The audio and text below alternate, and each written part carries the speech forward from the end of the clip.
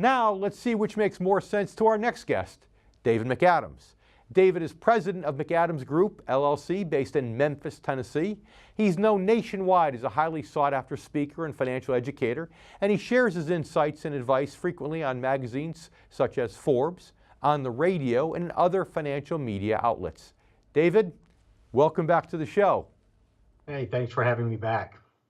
So, we've known each other for a long time now, and although we haven't talked recently about what's going on in the markets, and you just heard John Nigerian, who said that there's some positives, some negatives that worry him, but overall he thinks with the economy going that the positives should outweigh the negatives for at least the next year or two in the markets, extending this bull market rally even further. What's your take?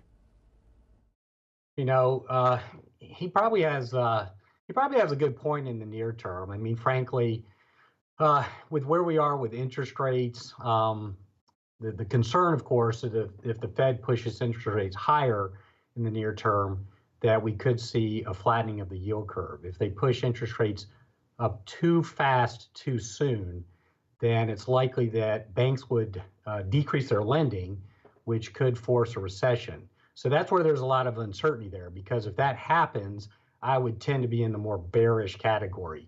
What he's talking about is the next year or two. Of course, we've got kind of a strong tailwind with some of the economic policy change with the new administration in force. And the question is, how much longer can that go before the levee breaks?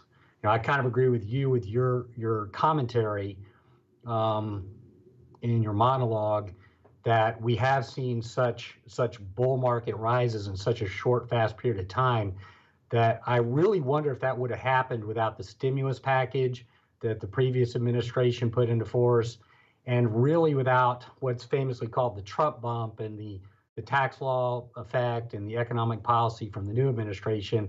I doubt you'd see market prices where they are today. So are we at a tipping point? I think you really have to keep an eye on those interest rates, because that could signal the next recession if they go too fast, too soon. So the Fed's in the driver's seat to some extent, and people on Wall Street always say you can't fight the Fed. I know you've heard that a bunch of times. Dave, Sure. Stay with us. We're going to be back. You stay with us too. We'll be right back here on The Income Generation.